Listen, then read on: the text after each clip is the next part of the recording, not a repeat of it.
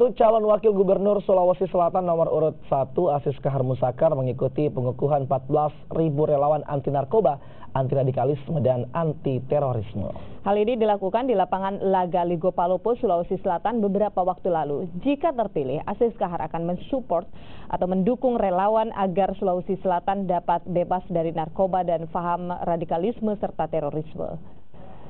Jika terpilih, Aziz Kahar Muzakar yang berpasangan dengan Nurdin Halid di Pilkada Gubernur Sulawesi Selatan siap memerangi peredaran dan penggunaan narkoba, radikalisme, dan terorisme dengan cara mengembangkan dan memantapkan program relawan anti narkoba. Di Pilkada serentak, Aziz Kahar juga siap memerangi politik uang.